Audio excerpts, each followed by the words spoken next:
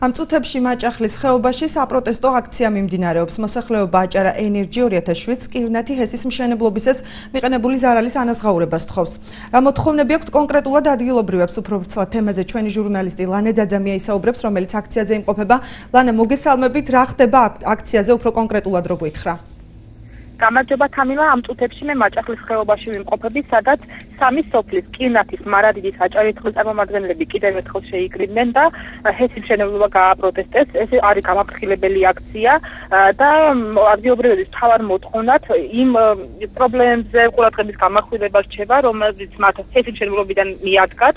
ისინი ამბობენ, რომ კომპენსაციები უნდა გაიცეს და მათ რეალურად ის ზარალია უნაცღაუდეს, რაც მიწის აქ ჰესის მშენებლობიდან მათი საკუთრება ითბოლება და ისინი შემოსავლის გარეშე რჩებიან. ასევე ისინი ყურადღებას ამახვილებენ, რომ უნდა მოხდეს ამ ხეობაში გაზის უფასოდ შემოყვანა და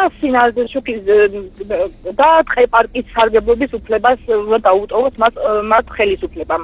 ადგილობრივები აცხადებენ, რომ დაპირება იყო არაერთხელ პრობლემად მოუგვარდებოდა, თუმცა მიუხედავად ყველაფრისა საკითხი ისევ არ გამოგვარებულა პრობლემები და არც პასუხს არავინ არ სცემს მათ თუ რა და როგორ გადაწყდება მათი მდგომარეობა.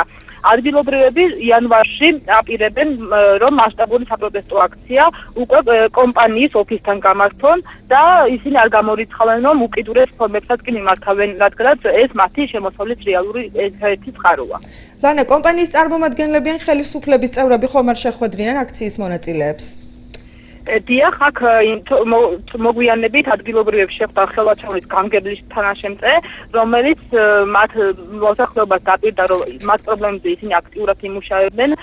ასევე გააცნო ინფორმაცია იმის შესახებ, რომ შექმნილია სამთავრობო კომისია, რომელიც მიყენებულ ზარალს შეისწავლის და შესაბამისად გადაწყდება კომპენსაციის გაცემის საკითხი.